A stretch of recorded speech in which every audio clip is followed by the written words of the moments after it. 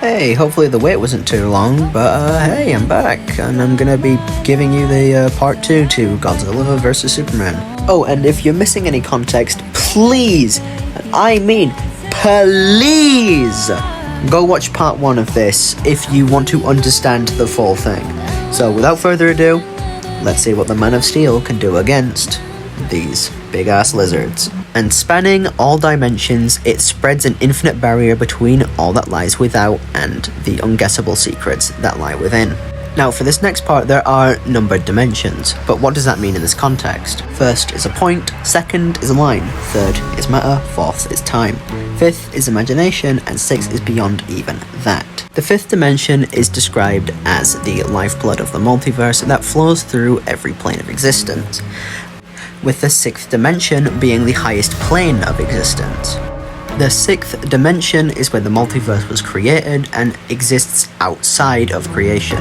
The source is up next, and the source is essentially a boundless being that is on the same tier as the monitor mind, or just being called the same thing, essentially being the page that the comics are drawn on. And the source was the first thing that existed. Now that we have all that out of the way, I'm going to go with some lightning rounds of just things that kind of matter, but not really, so we can get to the Godzilla actual gauntlet thing, you know? The microverse is the foundation of the multiverse, and where you have to shrink beyond the multiverse to even get to this plane.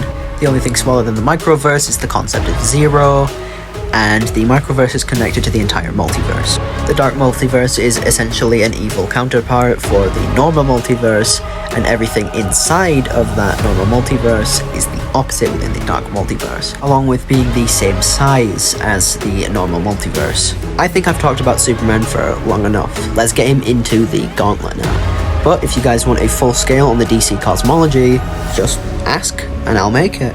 It's as simple as that. Now let's get the Man of Steel into round 1. Legendary Godzilla. For one, Legendary Godzilla could no-sell the Permian impact that wiped out the dinosaurs. This blast hit Legendary Godzilla directly in the face and he walked this off, able to take multi-continental levels of power straight to the face and walking it off. This is consistent due to Godzilla being stronger than the Muto Prime, who can destroy the Earth's mantle at subsonic speeds. Although this is her hacks, Godzilla can survive these amped punches. But for some good stuff now, Godzilla was able to tangle with King Ghidorah, whose mere presence alone was creating storms that can swarm entire countries just by flying. Now, this is his physical creation, so this would scale to his AP. This would get Ghidorah from anywhere to multi-continental to moon level. In GVK, Godzilla has a feat where he digs through the Earth's crust all the way down to the hollow Earth.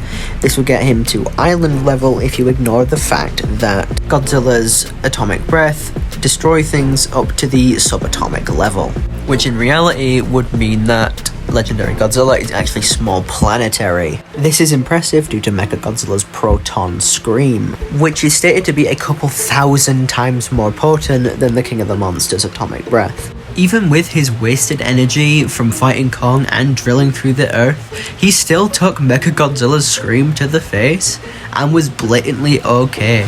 Meaning the only way for Mechagodzilla to actually have killed Godzilla there was to do the kiss of death, which he was going to attempt.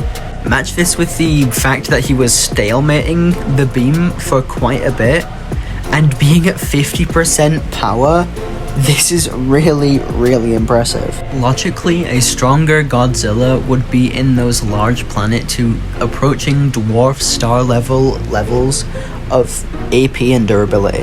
And with Godzilla's own energy outmatching the one of the hollow Earths, he should at least be in that dwarf star level range. And of course, in GXK, Godzilla gets 2 times stronger in order to fight Shimu. This also gives him a 2 times speed amp, along with having a new form called Supercharged Evolved Godzilla, and being stated via the novelization to be stronger than he ever has been before. I'd say Godzilla gets a few good amps with this. This just puts him more into the levels of dwarf star level. Now, to move on to Godzilla's speed, it is actually really, really simple. Godzilla's atomic breath is made up of Cherenkov radiation that moves around the 75% speed of light. The chain scaling would get, obviously, Godzilla faster than light, because of the fact that King Ghidorah and even Kong can react and dodge Godzilla's beam. And Godzilla is objectively faster than Kong, and he can rival Ghidorah. But now that he's in this stronger state, I'd say he's way faster now. Possibly FTL+. So, can the Dwarf Star level, faster than light, legendary Godzilla defeat this Superman?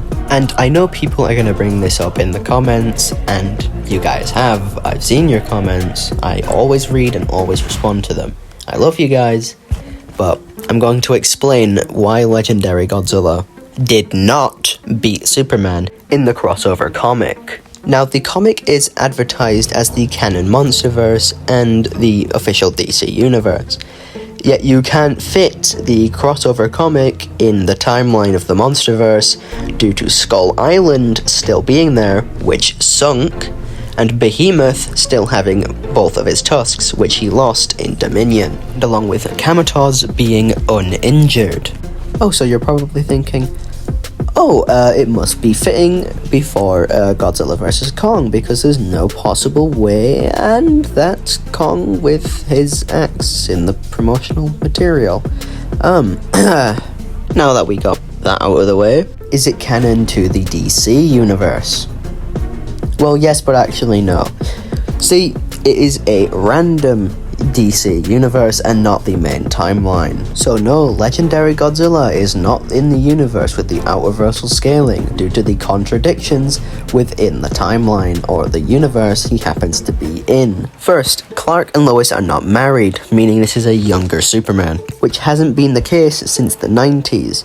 And that obviously doesn't take place during that timeline because Superman lacks his mullet. During this same story, just to make this more consistent, Red Hood and Nightwing exist in the story, who were introduced way after the 90s. So, this is just a random universe Godzilla found himself in, meaning Godzilla scales to nothing, since this is just a random Superman with no feats to give. And Godzilla goons in my comments are probably going to be like, "Oh, well, the author statement says that this Superman is as powerful as the Prime Superman." You're going to have to actually argue that he is, since if everything in the DC canon is, well, canon, then obviously the Superman would scale to the original Superman. Then you're gonna have to argue Henry Cavill Superman is high outer, Christopher Reeves Superman is high outer, and My Adventures with Superman is high outer. And I don't think anyone wants to do that unless you really want Godzilla to be this omnipotent fiction slammer. And defeat one is that the author himself stated that Godzilla has a similarity to kryptonite, meaning without it he wouldn't be able to harm that Superman. Counterpoint 2, the author himself states that he doesn't believe in cross IPs and their battles. He believes that both Superman and Godzilla are alphas of their own respected universe, and then just contradicts himself and then says that they don't share a continuity anyway. So not only would it absolutely mean this crossover isn't canon, that the author has no idea what he's talking about.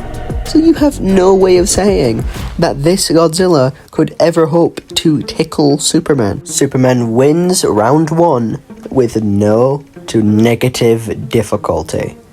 Now we move on to the immense Godzilla Earth. In the second prequel novel to the anime trilogy, Godzilla destroyed the meteor Gorath that had the mass of the moon. When I mean destroy, he literally just spiral heat ray absolutely demolished it. It couldn't even hit Earth by the time. This would automatically put Godzilla Earth at dwarf star level already from his first feat before he gained his You can argue that he was amped or he wasn't amped, but it doesn't really matter when he was stated that he got stronger than when he destroyed Gorath. This is consistent when he has been stated to have star-crushing power, but his best feat would come in the third movie.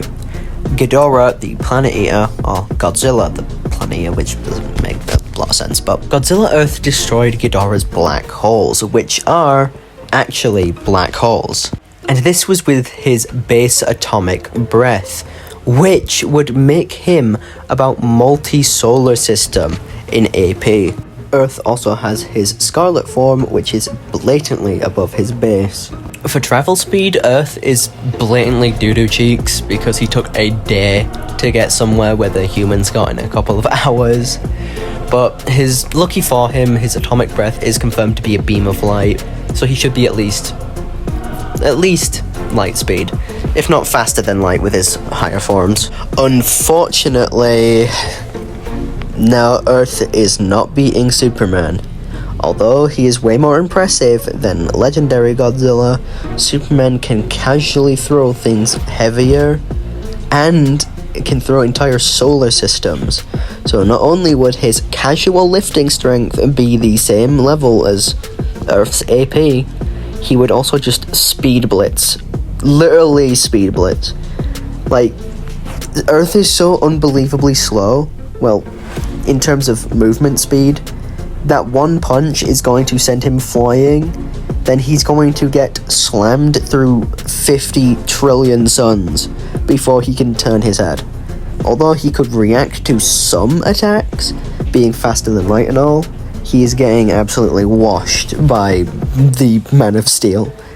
Now, let's move on to everyone's favourite Godzilla to scale, Heisei Godzilla. Heisei Godzilla could batter around Batra, who could one-shot a meteor the size of Earth and destroy it. Heisei Godzilla was also battering Mothra, who has the same statements that she could deflect that same meteor.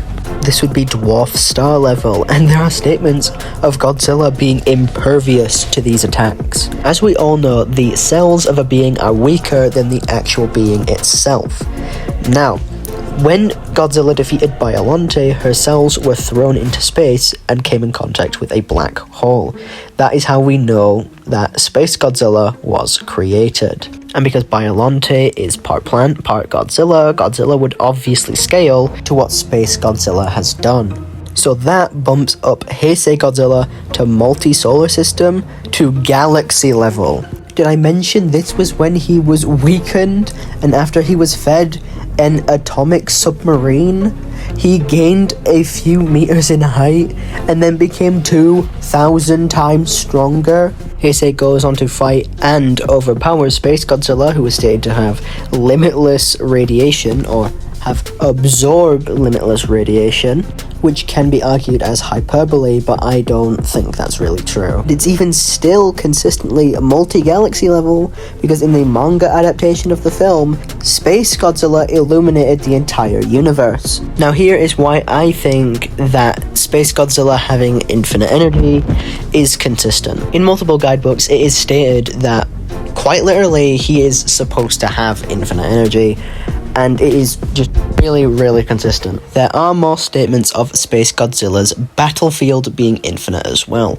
Those previous scans were just that of what he absorbed. So not only would that make Space Godzilla universal, it would also bump up Heisei Godzilla to universal. But to get the full scale here, we're going to have to talk about the Heisei Godzilla cosmology. Confirmed in the Showa series, there is a fourth dimension. Showa and Heisei should keep the same dimension, as they are technically just alternate timelines of each other. Along with there being fourth dimensional kaiju, even jobbers like Biollante and Heisei Ghidorah would upscale anything from the Showa era. So you could argue even before his 2,000 times amp, he'd be Universal Plus. This would bump up Heisei Godzilla to low multiversal. To move on to Heisei Godzilla's speed, he should get it from Space Godzilla, who travelled from the edge of the universe to Earth.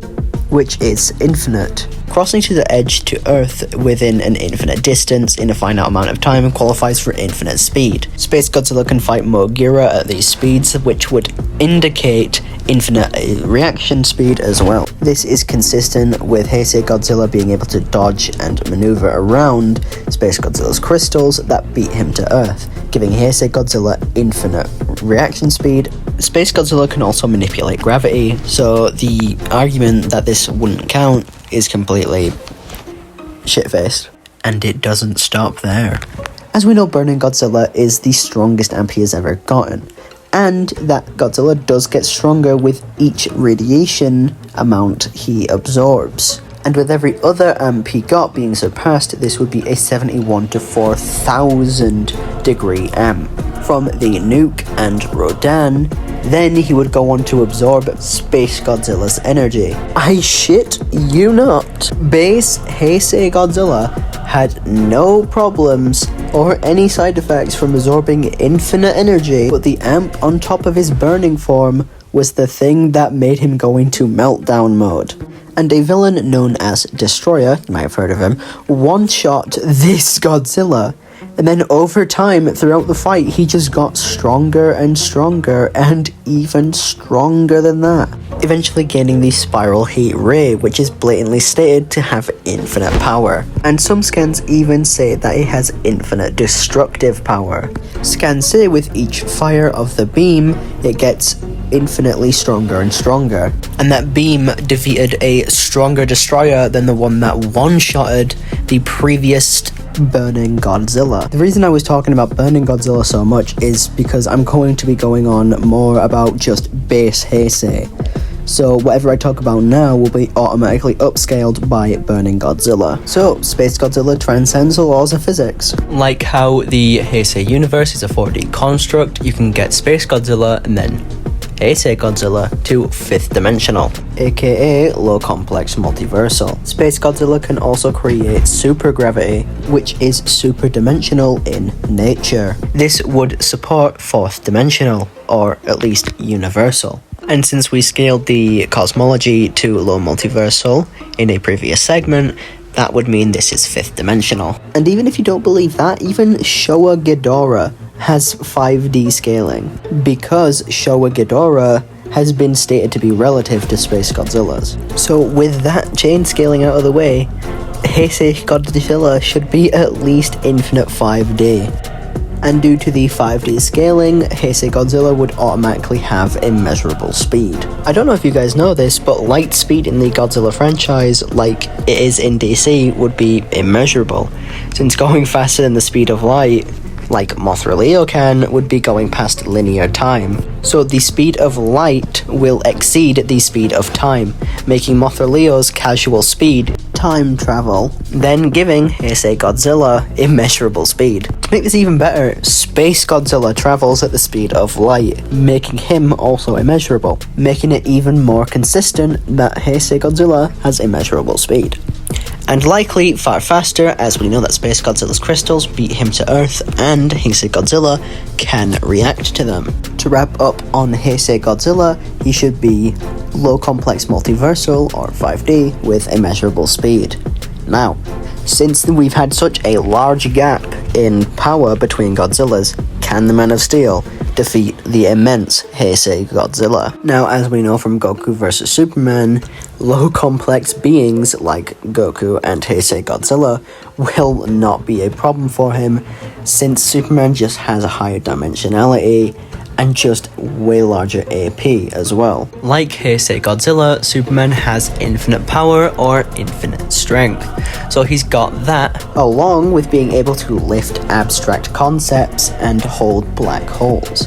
Being able to punch someone so hard every version of them ever feels it across the entire multiverse, and breaking through hypertime, I'm fairly certain the Man of Steel has enough AP to hurt or even kill this version of Godzilla. But is Superman fast enough to keep up with this version of Godzilla? As stated before, the speed of light inside of DC is actually immeasurable, due to it being faster than linear time. Superman, who can contend with and beat certain Flash family members in a race lands him in the immeasurable category of speed. But as you guys know, it doesn't end there for the Big Blue Boy Scout. You guys should also be aware of the feat where Superman blitzes reality blitzing missiles before a single human heart can beat once.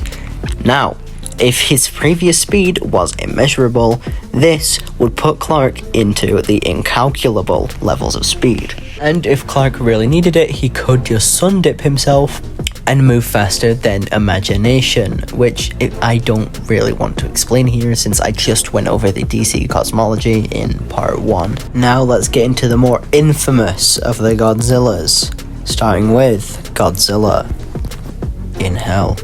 In order to talk about Godzilla in Hell, we're gonna have to actually know what the cosmology holds for Godzilla in Hell.